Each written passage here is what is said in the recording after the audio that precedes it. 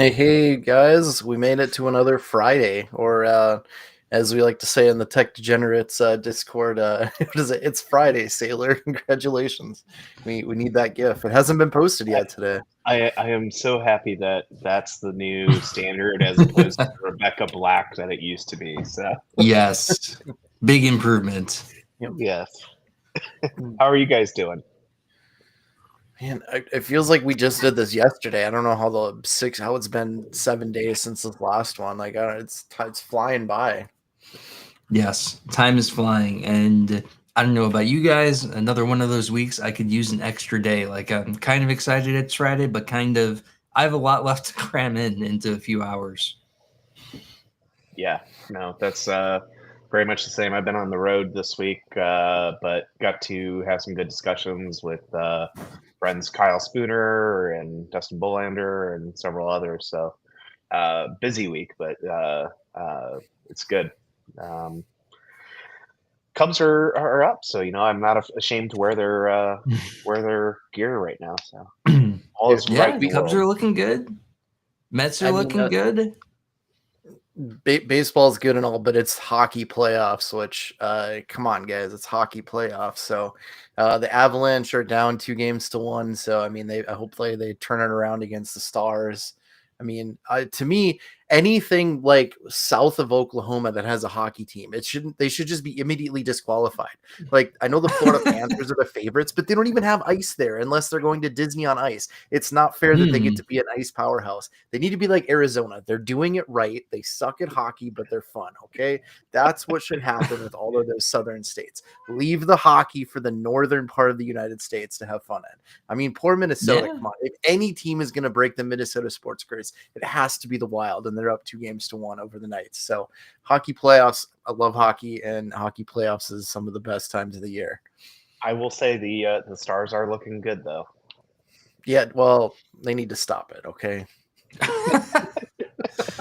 No, here it's I always say so New York is known as a baseball city, but whenever the Knicks are good, they take over the whole city. Like it's crazy, and that's the excitement. Like you hear the sports talk show in the morning, it's Knicks, Knicks, Knicks, and like, oh yeah, Mets won.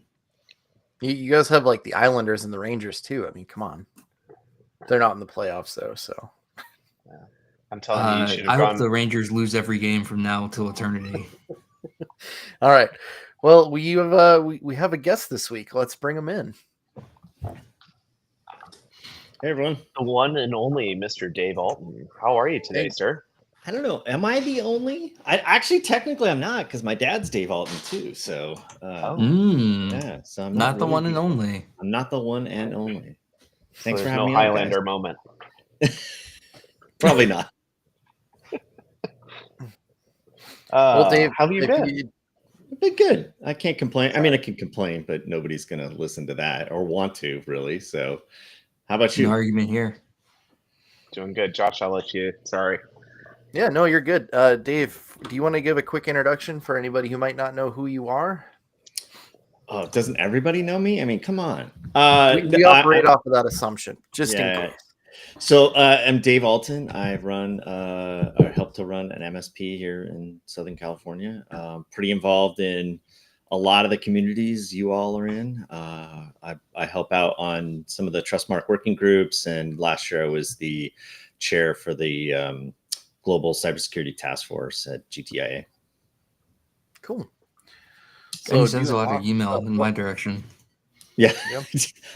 I do bug Matt quite a lot actually recently. So, more importantly, though, what are your thoughts on baseball and hockey? Yeah, so my Kings are still in it. We're gonna end up facing the Knights or I forget the team they're playing. Probably the Wild. We're probably getting our butts kicked in the second round. So I'm paying a lot of attention to the Lakers. Minnesota Timberwolves could look really good. They could blow the Lakers out here the first round. So we'll see. They're a Minnesota sports team. Yeah, and I don't even want to talk about the Cubs right now because that was a bad series there in Chicago. So yeah, you guys came in with quite a lot of fanfare there, shutting down, was it Clark Street, I think. Yeah. Well, I was going to say, there were Freddie chants at Wrigley Field, which was pretty epic. If you're a Freddie fan, it was like crazy. Yeah. I mean, everyone likes Freddie. Even your rivals have to like him. Yeah, he's a great guy. The other one that's like kind of transcends people is Tommy Edman. He's another one he's just a great guy. He's super chill and relaxed, and he's doing his thing. So we'd also be remiss. I mean, the draft happened last night, but we don't have time to talk about it. That's for next show. So let's get into our first topic here, since this is MSP Community Live and not Sports Community Live here. So our first topic is it's Henry. Actually, hey, close-up of Henry. The first topic is about something that we do hit every now and then when talking about the show, when we talk about firing a client. At what point is it worth firing a client, and what is your process? I have a client who always pays late, always questions everything, and always tries to come up with their own solution, like wanting to back up 7 terabytes of data daily onto an external drive and take it home because they don't trust the cloud. I feel like the risk is high if something breaks. So in your organization or any previous organizations, do you have a set process over like, hey, this is the last line here and they're gone? Or what does that process look like? Have you guys ever fired a client? Ever? Yes. Yeah, absolutely. So we're going through this. We're going through this right now. So it's really top of mind for me, but we sit down. So we're late pay situation. They're, 18 grand in the hole. They've got a lot of different things going on, and they're trying to save because they're struggling. And so it really depends on the client, right? If they're a long-term client and we see value in, them coming out of this at the end, we'll make some accommodations and move things around. But when they start really kind of cutting into what we call, core services, we have to have a pretty serious conversation with them and just say, look, we can only do this amount for this long, for this much. And, sometimes it doesn't work out, and you find ways to separate where you be professional about it and make it as easy as possible. But it happens, and it should be looked at. And we definitely look at the profit angle too, right? Like if it's an underwater client and they're a late pay and they're doing all their own solution finding, sometimes it's just not worth keeping around because there is a lot of risk to it. Yeah, I think there's kind of gets to the whole like giving a letter grade to your clients in how you have that criteria set. I know a gentleman with an MSP that he's got a internal rule set up so that anyone that scores, I think for them it's a D or lower, they let go. And then anyone that is in their bottom 5% of clients, as far as letter grade each year, they also let go. So different approaches to it, but I agree with Dave. I mean, it does depend a little bit about what you see in the value and long term with that client, but absolutely, we have an established process for that. But we'll make exceptions if it there is a long-standing relationship and there is value there. And I think a lot of that comes down to communication, like how upfront are they being with you, and is it a matter of finances, or is it a matter of them questioning your expertise and undermining the trust in the relationship? So the other thing though too is at some point. Go ahead. All yours. We need our timer on the screen. I would agree with both of those. The only thing I'll add before I turn it over to you, Josh, because it's similar, is for us, there were a couple of things that were like almost instant fire, and that was like disrespecting our techs. And like if there were cases where, that client where the phone rings and your engineers are looking at it like, oh man, they're calling again. Like if you get to that point and you're pretty sure that the relationship isn't salvageable, even a profitable client would go at that point. And the key to that, though, is the relationship isn't salvageable, right? You don't want to fire a client because they have one horrible employee. And I'll let you guys talk about the rest of it. There are also some occasionally technical non-negotiables, right? You won't turn on MFA for anything, you're gone. Yep. I was gonna say, to addition to is at some point they do become a risk to our organization, whether they're not following whatever standards they are. I mean, to Henry's point, maybe they're at a too low of a grade, but at some point, if the client just becomes too much of a risk to keep on, then you have to have the difficult conversations. There's things to look at, profitability and whatever the NPS score might be and things like that. But ultimately, if you're the service provider on that, it's kind of your reputation on the line as well for keeping them safe for that. And if there's anything that does happen to them, whether you have the hey, I told you so, or the cover your ass emails or not, like they're going to blame you because you're supposed to be protecting the environment, and it just doesn't make you look good. So if it is too big of a risk, if they're not even qualified for cyber insurance, whatever that line in the sand that you want to draw, but make that process and don't be afraid to have the hard conversation. Not all revenue is good revenue. No, I'd be curious, how have you guys seen your line in the sand change over the years, or has it remained a constant? I think our line in the sand fluctuates depending on our cash flow. That's a good point, though. That's reality. Look, I mean, when we have these conversations with our clients, we generally don't want to lose them. Most of our clients are very long-term clients. We don't have too many that are like brand new. And the ones that are brand new, I don't really mind losing. I think our big line in the sand has been, we've started to see this this shift of finding value in IT versus, oh, this is just something I have to pay for. So when we start to see a client kind of late pay and question stuff, and maybe they're rude to well, we don't really take that too much. You're kind of automatically gone there. But when we start to see people do that, we sit down and have a conversation with them and go, look, you're one person, your revenue isn't really enough for us to take your BS, right? Like, so you're gotta, pony up, pay on time, be a good client, respect us, or you can find that somewhere else. And we work really hard at making our services affordable, not cheap at all, but affordable. And we know what people need most of the time. So we're not trying to screw anyone over, take advantage of people. We really are doing what we think is the, best right thing for the client. If they don't like that, then, it's a lot easier to fire them. But I will say cash flow affects that line in the sand quite a lot.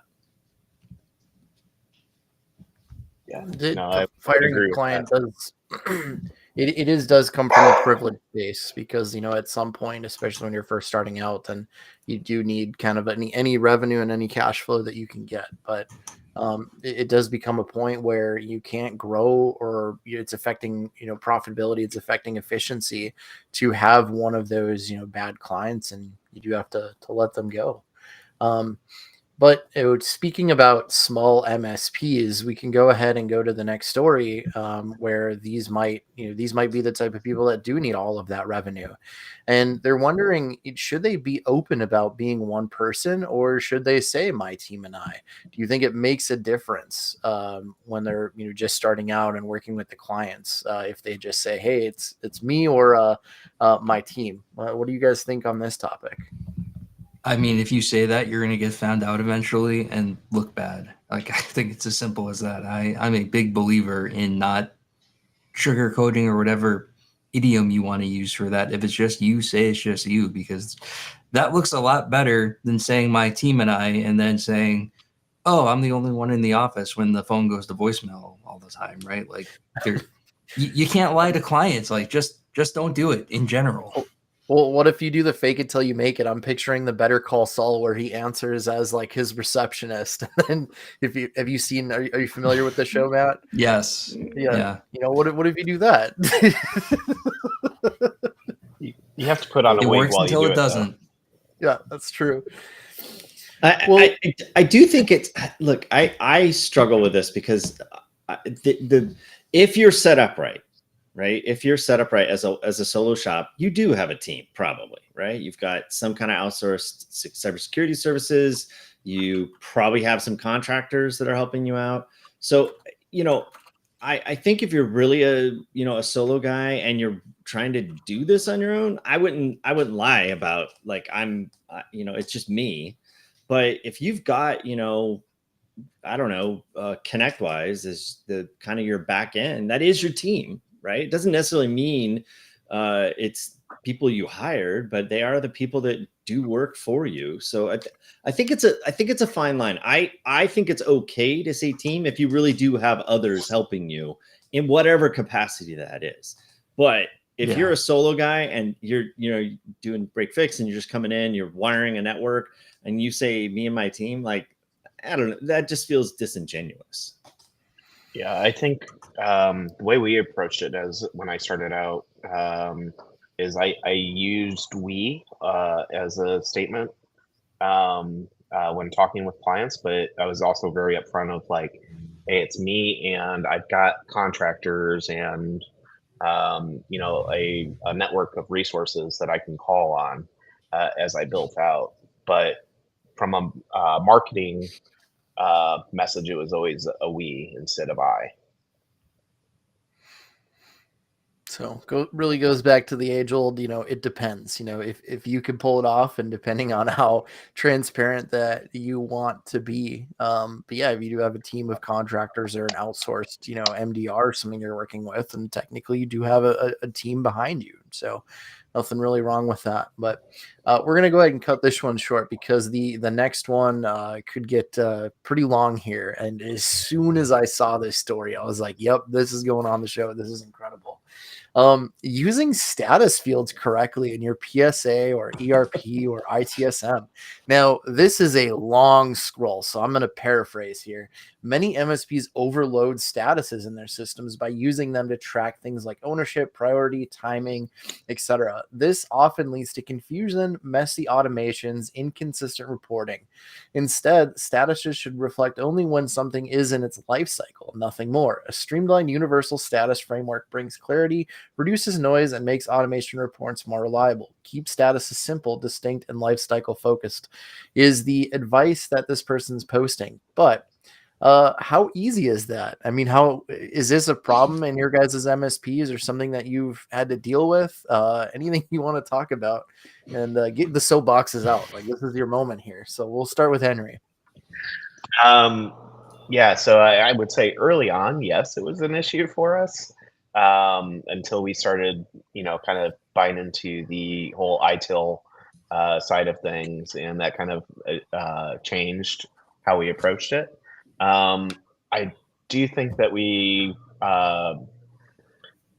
with what we've standardized on now, we do probably go against this poster's request that you put things in notes as far as common things like awaiting payment or awaiting client type thing. Like we still have those as status options just because it's more frequent that we see those things. And quite honestly, it saves time for everyone instead of having to hop into the ticket to read that quick note and skip over it. So I don't know. How about you, Dave? So up until about 3 years ago, we were, let's add a new status. But yeah, we saw a lot of issues with, trying to automate. So it makes sense.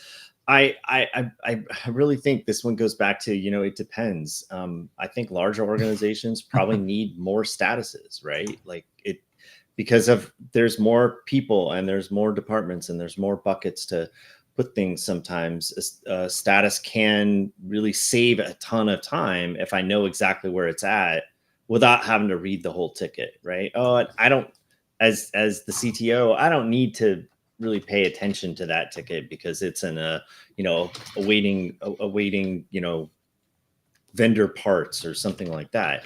But, you know, customer dissatisfaction, yeah, I'm probably jumping on that one, right? So, and I think that there are good reasons to have statuses that aren't necessarily life cycle, like especially around like you have a communication issue or an unhappy client and things like that, where okay, not only is it important that it people know that, but it's also important from a reporting standpoint. Is that, hey, I can look and see very quickly, hey, do I have anybody sitting in, you know, this is bad. Whatever status that is, right? This is bad. Someone probably a little higher up needs to look at that and pay attention to it. And I can create workflows around that and things like that. So this post reminds me a little of that XKCD 15 competing standards thing.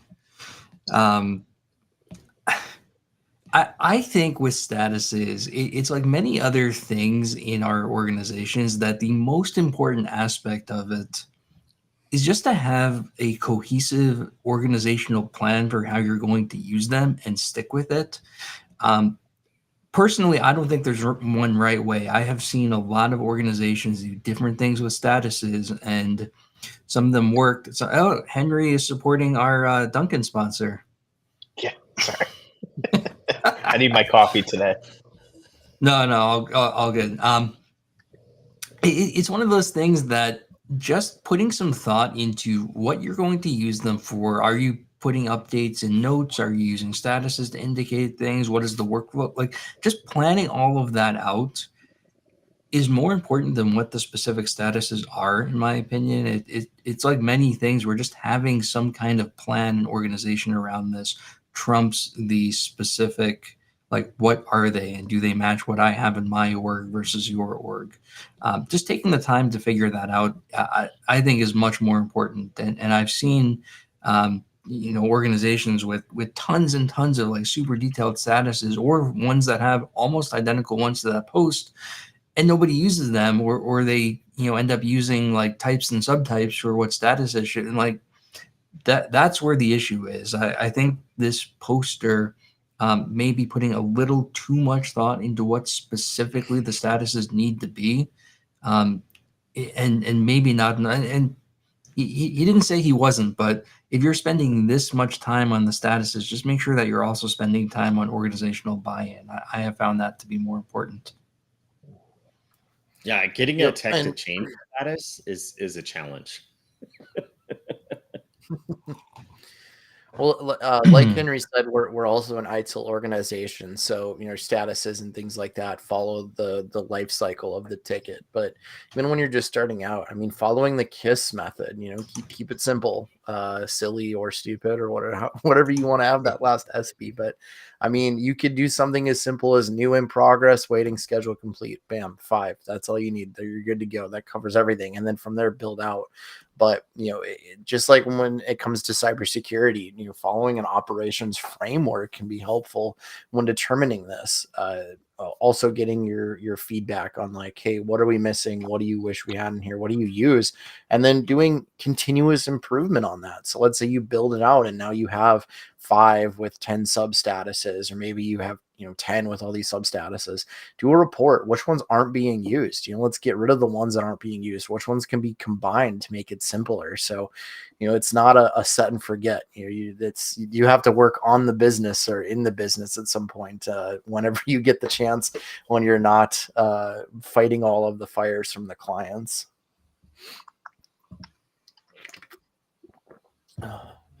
Anything else we want to talk about when it comes to ticket statuses? Yeah, Josh, I think what you said is the best. Is just keep it simple, right? Like it doesn't have, statuses don't need to be complex for any reason whatsoever. In fact, the more complex they are, the less useful they become. So keep it simple, really straightforward, and I think it all works out. Perfect. Yeah. All right, well, let's move to the new one here. Now, this story, I'm not going to talk about this story. I picked this story for a particular reason. So this comes to us from the RSys admin subreddit, where this person says, "Hey, I'm not liking the new IT guy." So they're working the same internal IT. They hired a new IT guy, and they don't like him. But what I want to talk about is, let's say we're in a co-managed situation and the new IT guy comes into that co-managed situation. Maybe they hire a new POC and you don't like him or you don't get along. How do you handle that situation? A, has that ever happened? If you can tell a story, and B, how do you handle that? So let's start with Dave on this one. Oh, great! Put me on the hot spot. We don't have a ton of co-managed clients. So most of our clients we are their IT department. I've personally run into this throughout my career, and the new IT guy is always a struggle. But I also find that people hate change. They just hate it, and for whatever reason. Hiring a new guy doesn't always necessarily bring out the best in people, right?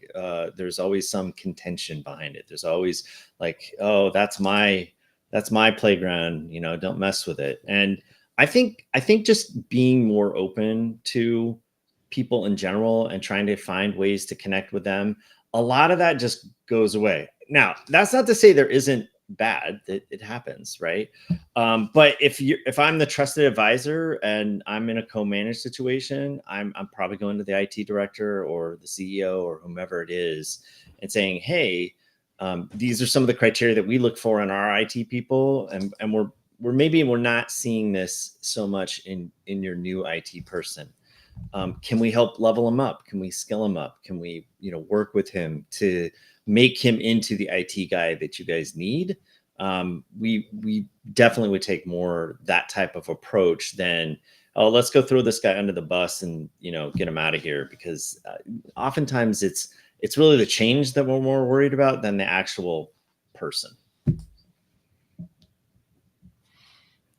Yeah, I absolutely agree with Dave on that. We've run into this a couple times and had both outcomes of where, I suppose three outcomes of the new guy ended up accepting some coaching where that worked out.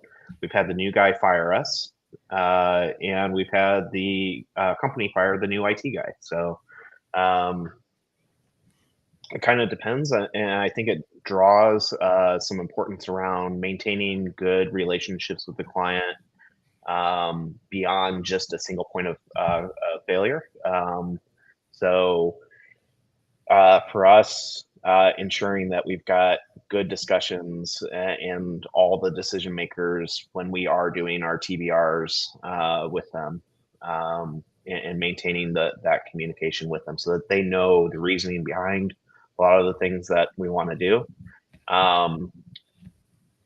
Oftentimes it's not usually a technical issue with the new IT person. It may be a personality type of thing, which we'll try and overcome. But we'll only really kind of put our foot down with the other team members at that company really hard if like we had one instance where they wanted, the new person was recommending to go to back to shared logins for a medical facility, and removing MFA and poking all sorts of holes, and it was like we can't service you as a client if you continue down this road. So that made it pretty cut and dry for them.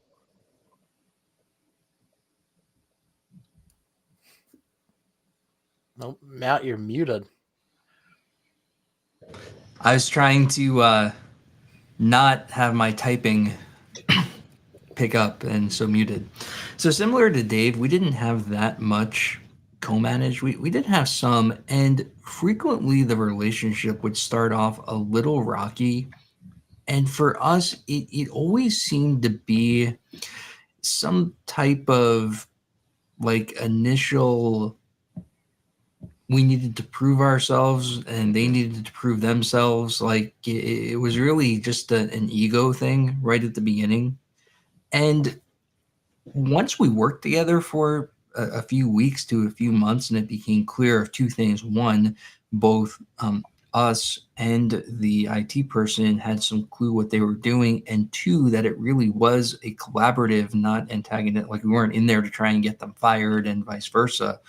The relationship tended to improve, and so I think that's one thing to be aware of when you're dealing with a co-managed situation. The internal IT person is probably on the defensive right from the beginning, because in their mind, instead of hiring an MSP, that budget should be allocated to them to get staff. And if you can demonstrate that you're there to help and you're there, hey, if you're not alone anymore, you can bounce a problem off of us, you can bounce an idea off of us. We're not gonna like steal the thunder from you internally or in front of your executive leadership. That really goes a long way. And I think it's important just to try and get through that initial clashing of horns period and get to the point where you can work together. So not in every case, right? Sometimes there really is just a personality issue or it wasn't the right hire. But I found that it took a couple of months before the relationship really got solid in our co-managed clients. Just be aware of that as well. It can be a little rocky right when you start, even on ones that turn out to be really good long term.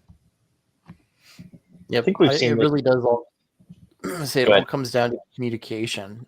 Communication is usually how you fix most of those problems. So hopefully, if you're in a co-managed situation, you have a good RACI model, which is the responsible, accountable, consulted, and informed. So those roles and responsibilities are clearly defined, and like Dave and Matt said, like, hey, it comes down to this is what we do, and we're an extension of your team, and we can help, and however we can help.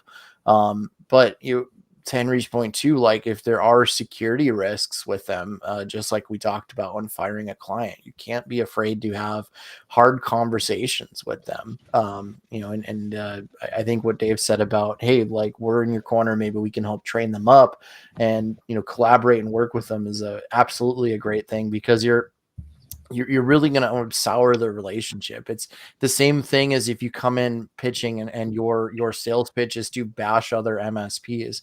If you're trying to wedge yourself in there by bashing the other IT people, you're just losing that trust, and it doesn't make you look good at all. Yeah.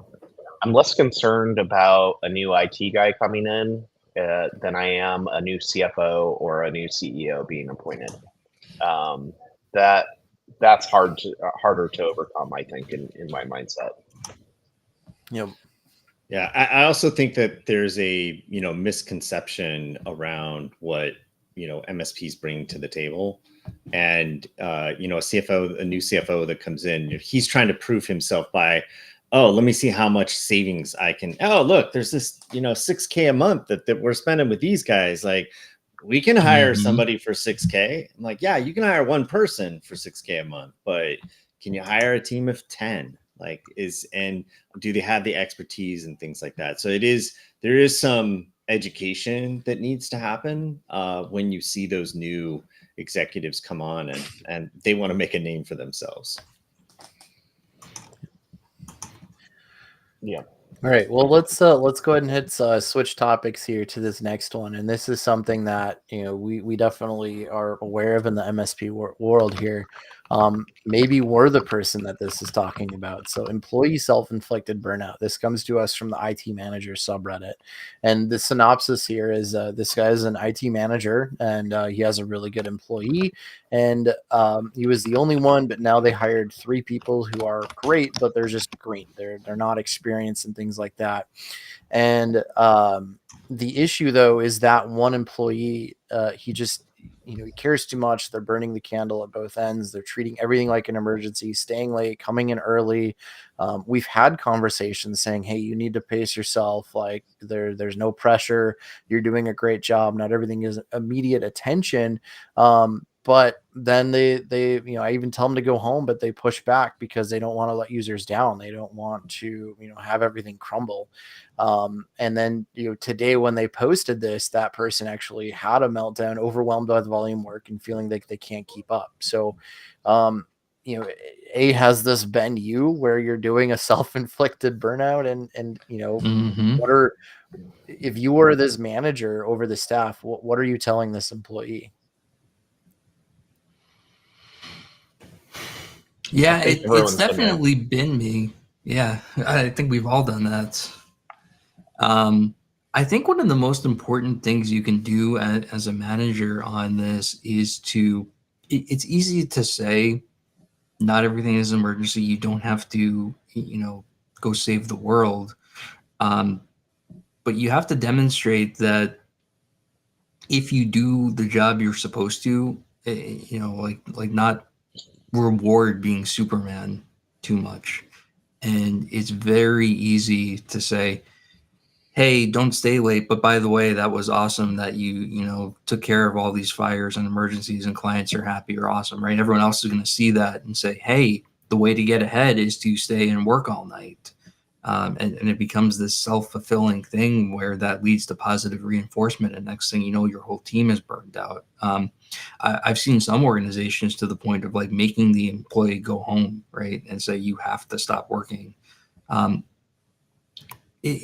Sadly, or whatever term you want to use, the most effective thing for this in almost everyone I've seen has been to actually burn out and after the fact get your stuff under control. And it's a little sad, and I'm curious if the rest of you have better ideas to avoid it. But in most of the cases I've seen, that's what really gets someone to start taking this seriously. Kind of the same way that the budget for security materializes after an incident, the self-care budget, if you will, starts to come around after you've burned out. Well, and I mean, to me, this goes really back to my time in the restaurant industry as well. But even just working in the IT, you kind of like you have two options here.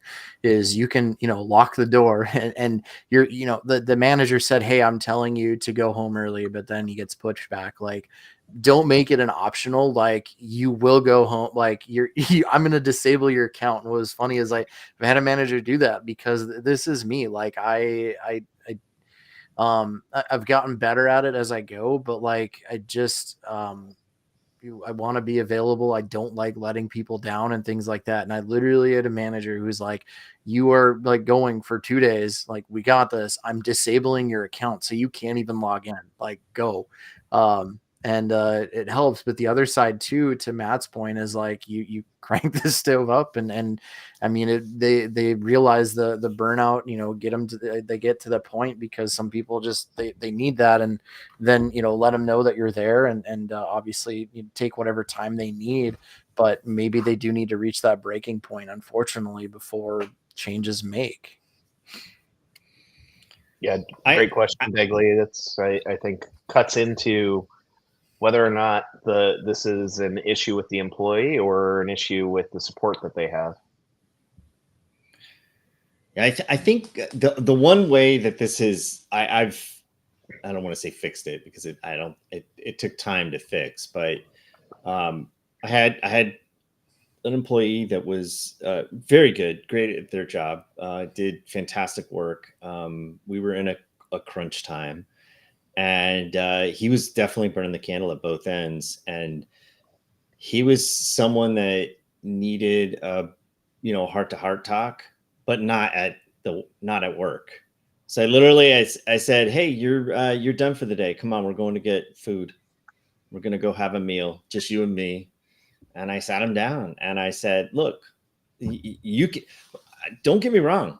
Love the work that you're putting in, but there's going to come a point where that work that you're putting in just completely obliterates you. And you know how I know this? I did this.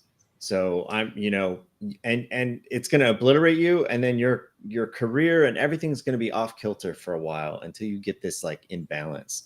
So you've got to find boundaries that make sense, because everyone's burnout point is wildly different. And the circumstances make that wildly different, right? It could be like what Dagley's saying. Hey, is everybody doing their job or is it just this guy? that's taking on everything. But I think managers have a tendency to, manage from afar too often, and they don't take that personal approach at times, and do some mentoring, not managing, right? Hey, let's sit down and have a real conversation about what it is that you think you're getting out of working like this, because I guarantee you're not getting what you think. You're not getting. Yeah, go ahead. Sorry. I say the other side too is like finding the reason, like why are they doing this? What is the thought process behind it? Like there was a time managing where this was back in the restaurant where all of a sudden this person's putting in all these hours and doing these things, and it's like, hey, why? Like we're salaried for 50 hours, which is a lot, but you're putting in way of this, and like why? What are you accomplishing? And turns out he was having issues at home, and this was his escape because he didn't want to be at a terrible situation at home, and work was the escape, but not a healthy escape, but it was there.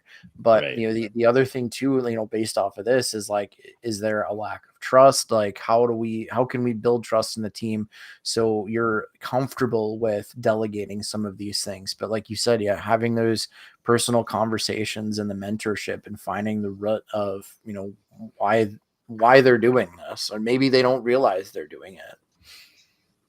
Yeah. One of the things that helped me was just kind of like taking some control back by doing time blocking and holding myself really close to those. So I just had a discussion about this actually yesterday about adopting systems like the Trident calendar system for scheduling, so that you plan out what that ideal day looks like, and do those time blockings to hold yourself accountable.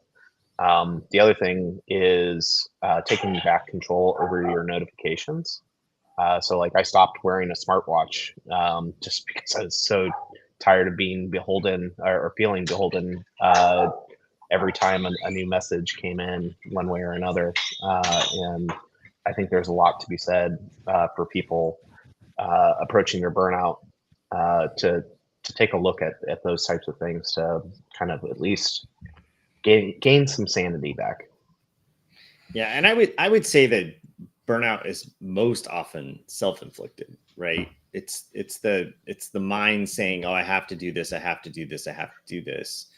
It's typically not somebody telling you have to do this. I'm sure that situation comes up, but whether it's I'm trying to prove myself, or I'm trying to make the situation better, or whatever the case is, oftentimes it's an internal issue that needs to be dealt with, and not an external issue that you can control, right? I mean, I'll be open and honest because this literally just came up for me. So my Facebook memories, 4 years ago, I had the best run I've ever had in my life, where I ran like a 6:30 50K, which is incredible. And now 4 years later, I'm trying to get back on the running train, but I've gained, 80 some pounds and all of that. And really what it came down to was a self-inflicted burnout. I wasn't happy at my previous job. I was looking for jobs. I was spending, all of this time, like trying to work at like being better at my job, but also looking for jobs, joining communities, literally reading everything. Like if I joined Discord, a new Discord for community, I would have to read everything. Like nothing would have to be on red, and like being on top of that and all those notifications. I didn't want to miss something. I wanted to be on top of everything, and it was really affecting my physical and my mental health. And I didn't realize it. And now I'm in a much better place. But looking back, it's like, man, that year really did a toll on me, and it didn't need to. And it would have been nice to like step back and have someone like, hey, take your time and be good with it. But like it happens, and it happens quicker than you think, than without realizing it. Yeah, especially in the one thing I would add. Sorry, Matt, go ahead. No, you're good. Just to start to wrap on this, one thing I would add is it's helped to remind some of the employees that unless you own the company, you don't necessarily have, like, it's not on you to get everything done with the staff you have, right? Like, you know how we're going to find out we need to hire more people? By noticing that our ticket response times got too long, and if you're saving the world and putting your cape on, we might not even realize that you're so burned out that you can't cover anything and we need more coverage, right? Like, it really helped to paint that picture for some of my employees who are starting to burn out. Say, look, it's okay. It's not okay to let deadlines slip. We don't want them to. But if you're actually at capacity, let it be at capacity, and that can be the signal that we're understaffed. We won't even know necessarily otherwise. Yeah, no, that hits home for me because I started my career off in internal IT in organizations that I had no equity and uh, and because of my personal approach to things, I absolutely took more ownership than I should have, and burned myself out very quickly. I mean, there were days I'd wake up the next morning at my desk, um, trying to fulfill those things, and it took having a mentor to be like, look, this is not your baby at the end of the day, and if you need the help that you need, uh, we need to have those discussions with management. Well, we got one more story here. Like I said, I always try to end things on a fun note. So one way that we might be able to reduce burnout is with in-office team building activities. So this is one where, whether you guys do more of a remote work or internal, but what are some of the more successful team building activities that you guys have had? Or on the flip side, do you think these are dumb and they shouldn't happen? I think you need to ask your staff. Yeah. Dave just summed it up. They're not dumb. They just have to be genuine, right? Like it can't be just some gimmicky thing that you heard in a business book or something. Like if your team wants to do it, that's different. I mean, I can't fix everything with a pizza party. You can fix a lot with a pizza party. As I've learned doing IR games, is pizza parties can actually be a PTSD trigger if you're throwing those during an incident. Yeah, no, we do team activities, but it's all been based off of feedback that we've gotten from the employees as far as what they actually enjoy doing versus forcing them into something that, as you said, just feels disingenuous. Tabletops are always great. We also do we have a lot of electronic recycling that comes back to us, and we have a partner that we work with on that.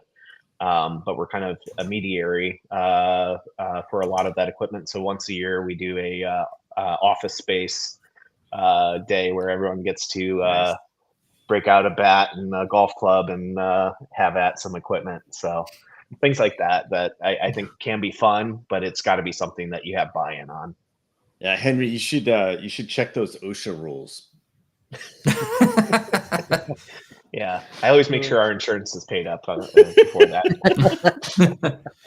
Yeah, I think we've done various like fun activities and stuff, but oftentimes they miss the mark, right? You're trying to build a team and team camaraderie and that type of stuff, but I've been in those where I go, oh my God, why are we doing this? And then I've also been in ones that are like, wow, this was really, really cool. I would love to do this again. So, but I think having a conversation with the staff and saying, hey, listen, we're thinking about doing something fun. What's everybody want to do?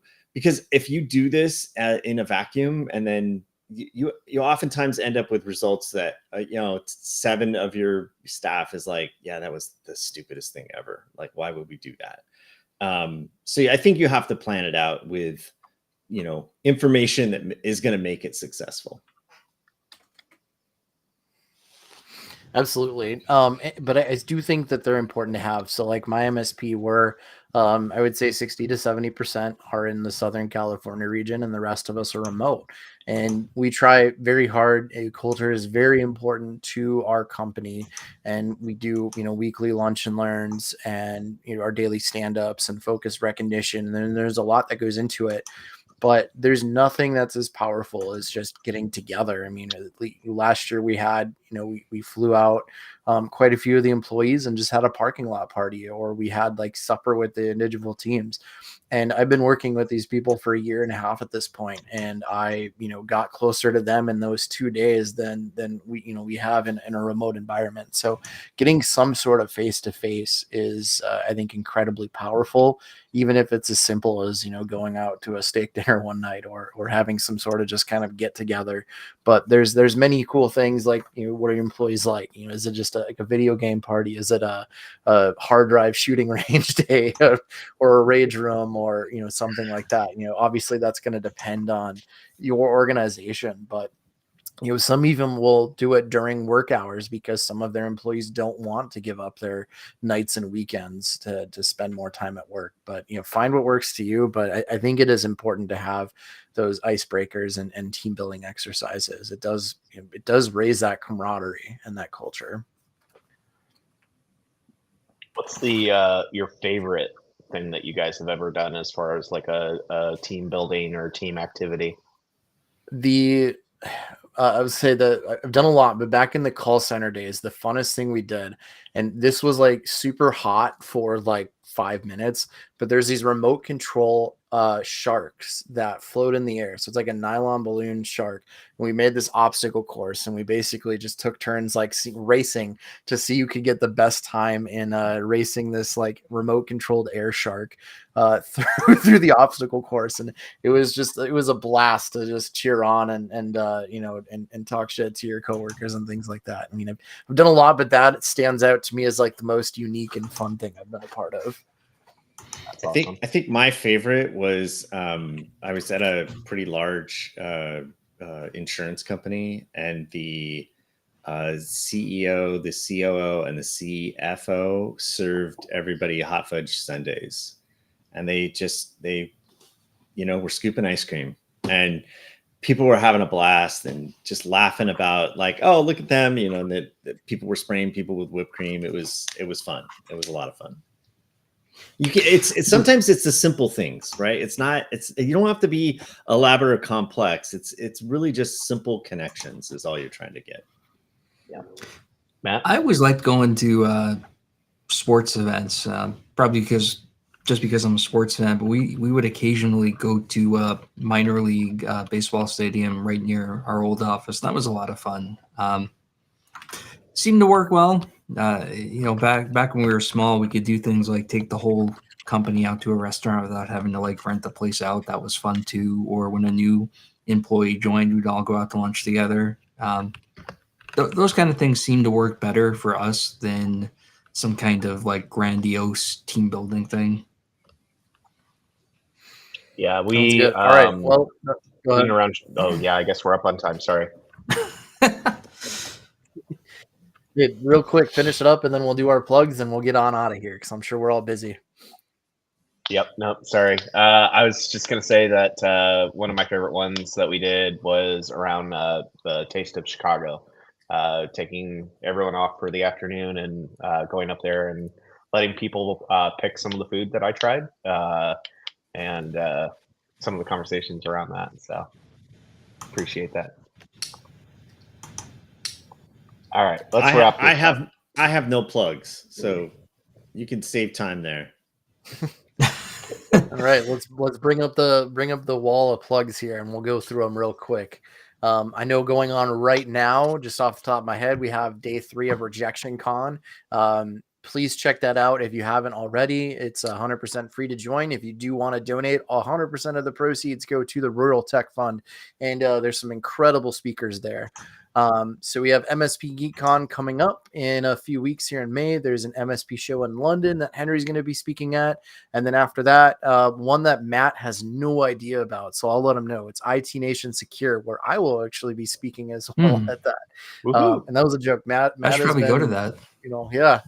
Matt's been working day and night, burning the candle at both ends to make sure that is going to be an incredible conference. I know I'm very excited about that. So that's all for me, other than check out IR Game. That's where I'm headed to next. So Henry, Matt, anything I missed that you want to say? No, you covered it, Josh. Perfect. Well, Dave, fantastic having you on. As always, great seeing you guys every Friday. I look forward to this every week. So thank you for joining us and have a great rest of your day and weekend. Thanks, everyone. See you guys. Thanks.